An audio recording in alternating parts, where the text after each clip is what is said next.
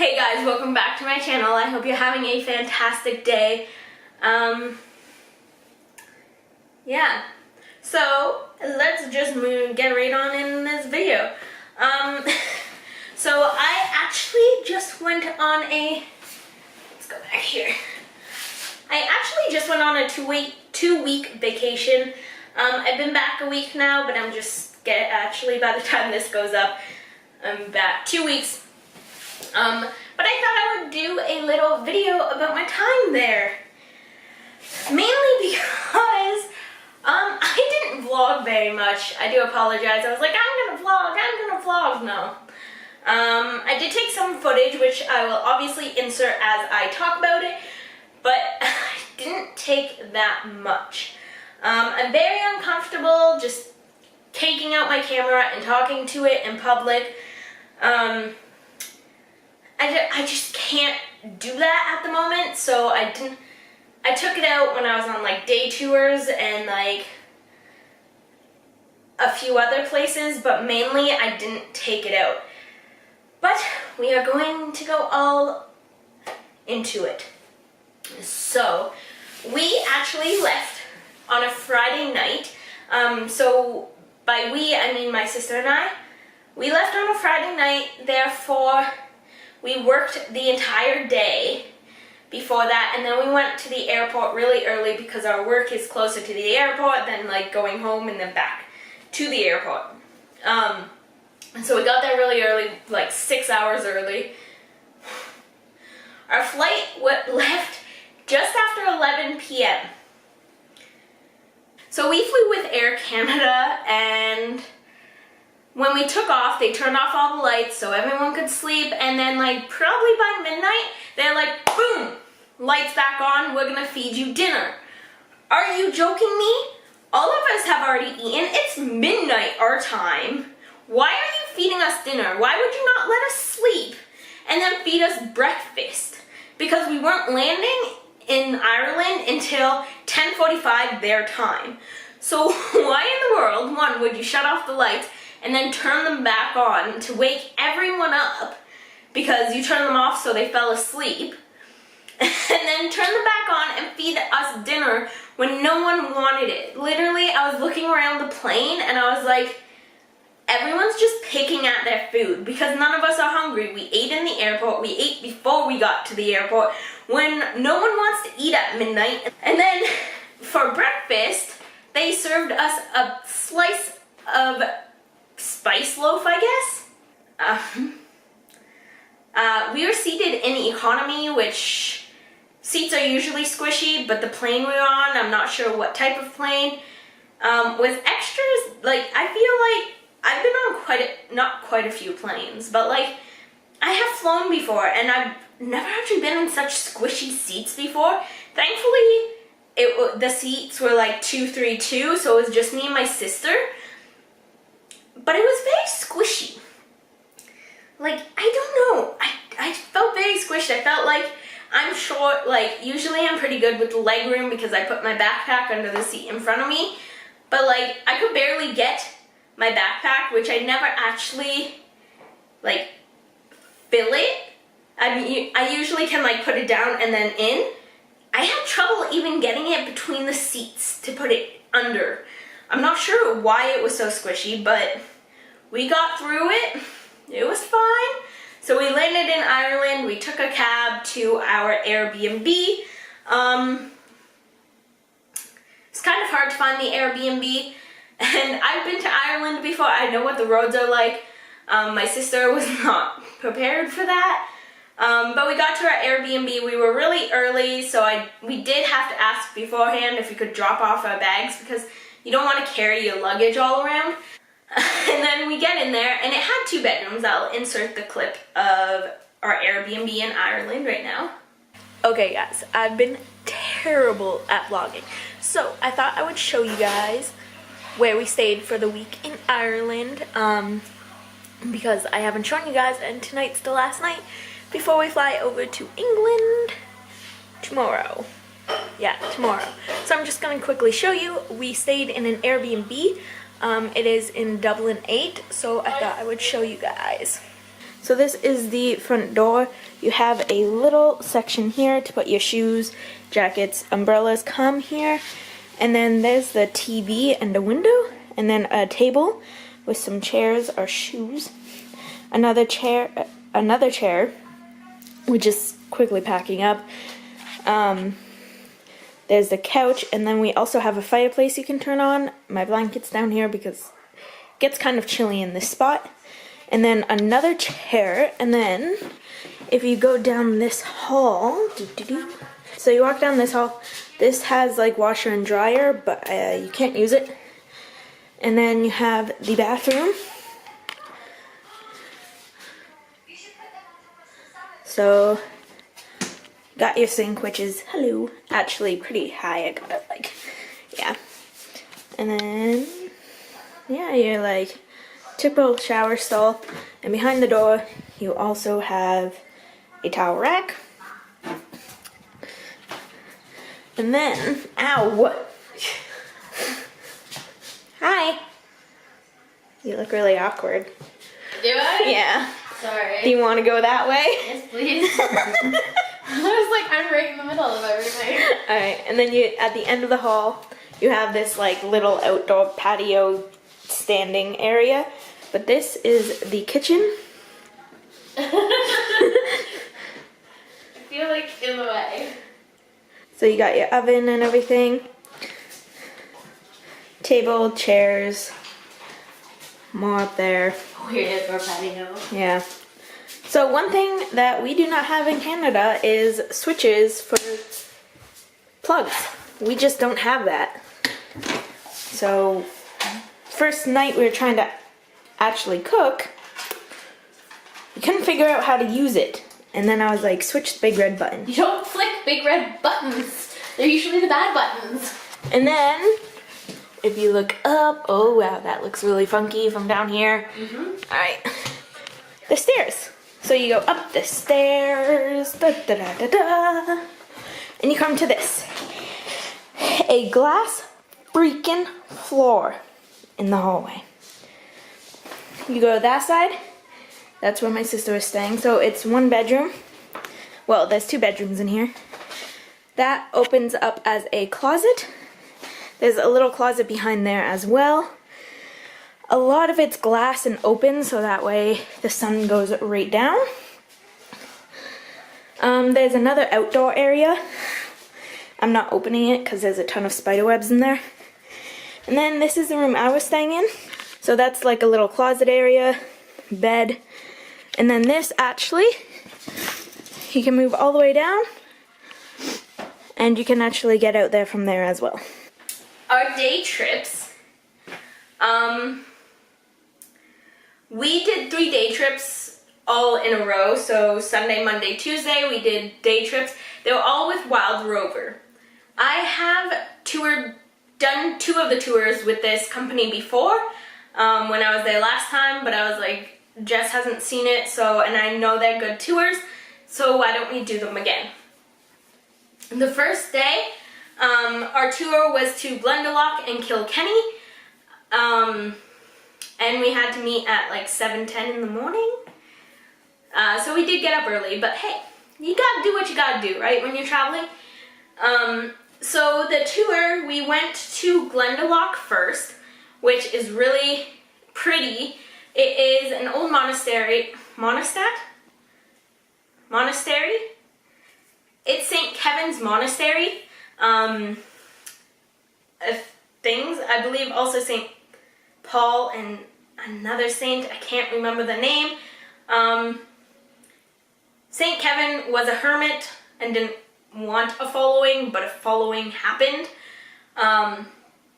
So he didn't want that, and there's actually really cool history to it and everything. It's like, to show his love of God, he would throw himself in the lakes that are there in the winter, and then in the summer the water was too warm, and by warm, like, Ireland doesn't get warm waters, so he would throw himself naked into a bush of thorns to show his love for God. So yeah, that's a little bit of that history. And it's actually pretty cool. Like, it's also a working cemetery. So I didn't want to take too many things of the headstones. There's really old headstones, but it's just kind of like respect to them. I have a fear of being in cemeteries. I don't like them. I don't like to go in them. But obviously I just stay on the path, except there's a headstone right in the middle of the path, so I'm not sure what they did there. But yeah, and then after the Glendalough, we actually went to a farm to watch some sheep herding and learn about the sheeping industry. Sheeping industry, is that what it's called? Anyway, that was pretty cool. I'll insert a clip of the herding here. Sit. Bruce. Where? Bruce. Yeah. Sit. Where? Bruce. Yeah. Bruce. Hey, Bruce. Yeah.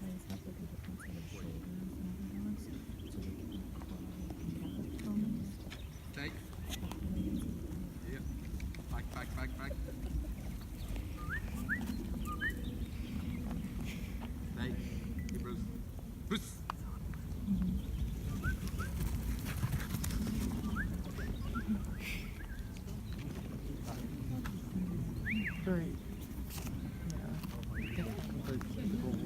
And then after that, we drove through the Wicklow Mountains, which is also pretty cool. And as you go through the small towns, like, you get a walking tour through Glendalough, like the monastery area.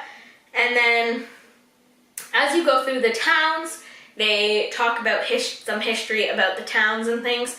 And then we made our way to Kilkenny, which our tour guide actually happens to be from Kilkenny. So there was also a walking tour there, and the Kilkenny Castle, which you can also go in. The only thing is there's not very much time in Kilkenny. So if you do the walking tour, you have to like immediately go eat and you won't be able to see anything else. Or you do the walking tour and you go into the castle to do that. Like, it's just, I feel like you'll get a bit of what Kilkenny's like, but you kind of gotta go back on your own and look for yourself. But overall, that day was pretty cool.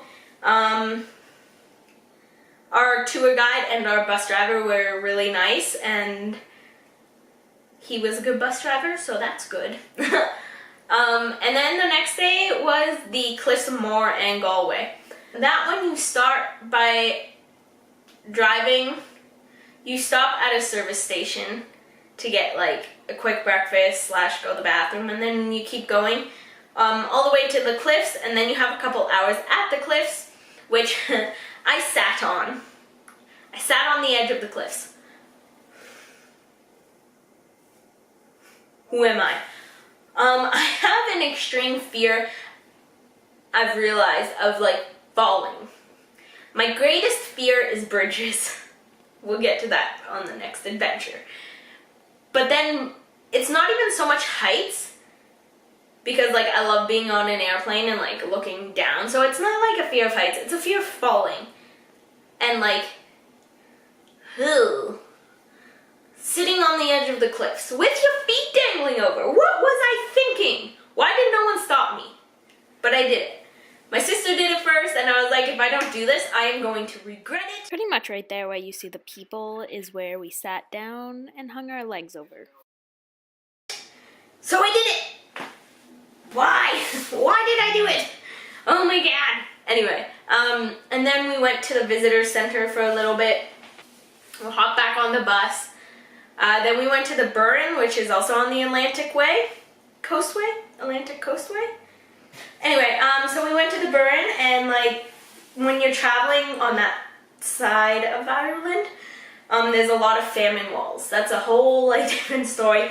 A lot of history in it, but the Burren is like a rock formation that happened over the glacier, like Ice Age, and then it's a quick stop there, and then you keep traveling through and you go to Galway for a couple hours, which you can do a walking tour. None of the walking tours are obligatory. You don't have to do them. And you kind of just wandered around Galway, and like we had a burger, which was really good. And then you travel all the way back to Dublin, and they drop you off. The next day was to Belfast and the Giant's Causeway. Our tour guide, his parents were from Belfast, so he had a lot of like information, and as we're driving up, he let us know, and like marching season. There's a lot of political history to Northern Ireland and Belfast. There's a green hill.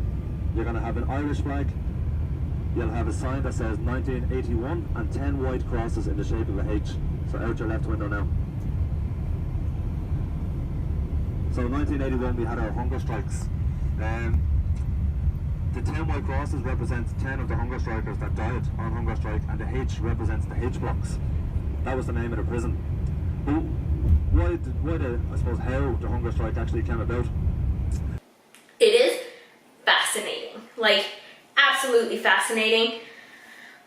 When you get to Belfast, you can either do a political black taxi tour, or you can go to the Titanic Museum.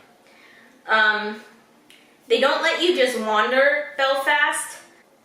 Beautiful from what we could see from the windows, but we chose to do the Titanic tour. I think that has to do with learning about it so much in school here.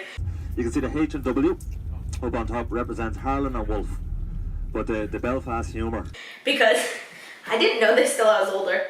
The Titanic sank off of the coast of Canada. It hit one of our icebergs and went down. Everyone knows the Titanic sank on its first voyage. So we were like, hey, like, let's go to Titanic Museum, because that is where the Titanic was built. The museum's fascinating. It has a lot of history to it. Obviously, the building of it, what Belfast was like at the time, some people's personal stories, and like the aftermath of it, and like it's really nice. It's like 5 floors of museum and like exhibits. And then you can actually go into the slipway of where the Titanic was put into water. And it was really cool. They have a memorial for all the people that passed on it. Most of the people that passed were workers on the Titanic. There was passengers that obviously passed, like whole families and stuff, which is really sad. But yeah, it was really cool to see, and like, yeah. And then we head out of Belfast, and we headed to the Giant's Causeway. The Giant's Causeway is, there's a lot of like mythical history to it, about giants, fairies, leprechauns, mainly giants obviously, and then one giant, Finn McCool. And the formation of these rocks that are like hexagonal, and yeah, either I don't know if it's because it was rainy that day or what, but I was not that impressed by it. It might have been because it's so popular now with tourists that it's like, oh my god, there's too many people here. I'm not sure, but yeah. And then we headed to Rita Carrick, I believe it's called, which is a rope bridge. I got off the bus and our tour guide was like, if you want to get across it and not have to wait in line, like just head to it right away. It's like a 15-minute walk from the parking lot, and I was like, okay, I'm gonna do this. I'm gonna do this rope bridge. Literally, rope and then like the 2 planks on it is what this bridge is. I'm like, I'm gonna do it, I'm gonna do it, I'm gonna do it. Halfway there, I turned around and I was like, I'm not gonna do it. I didn't do it. I told my sister she can go across if she wants, but I will wait right here. And she didn't go across. And then when they got back, our tour guide was just like, so like, was it swinging? And everyone's like, yeah. And I'm like, oh my god, no. Like, I wouldn't have been able to do it at all. Like, the fear of bridges is real.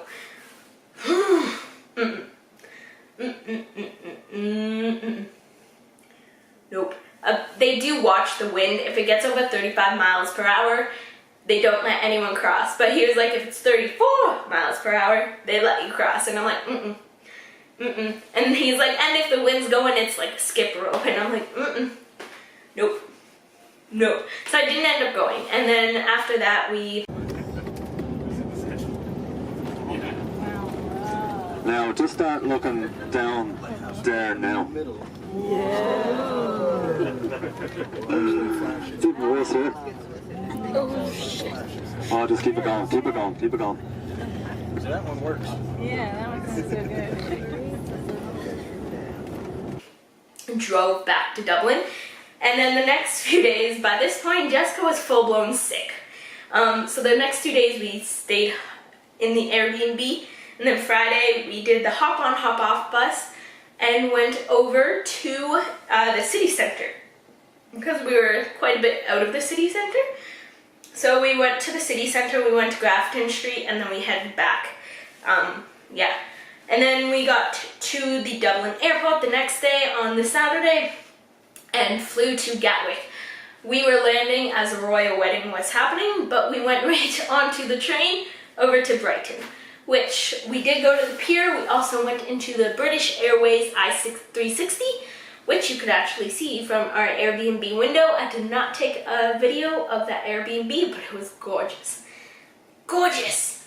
Absolutely gorgeous. But yeah, other than that, we kind of just went out a little bit each day because at this point, I was sick.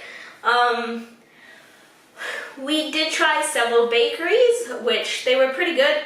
A lot of donuts and cakes. That seems to be the thing over there. Like, so, you know, it's beautiful. Brighton's absolutely gorgeous. I would definitely go back and stay there some more, possibly live there if I could. But yeah, the pier was really cool. I didn't take any videos there. I don't know why, but it was really cool. There's an arcade. I love arcades. I didn't play in it, but I do love them. And then at the very end is actual rides. I didn't realize it had rides at the end of it. But yeah, it was like, it's a very friendly city. You can definitely, town, city, whatever, you can definitely wander around Dublin, but I felt like it was too touristy and like city-ish. I'm not a very big city person, so I guess it's too much of a city now. And yeah, but Brighton is like city but not city, so I really like that. And then the Friday night we went back to Gatwick and then to the airport, hotel, stayed the night there, and then made our way to Heathrow, and then flew home.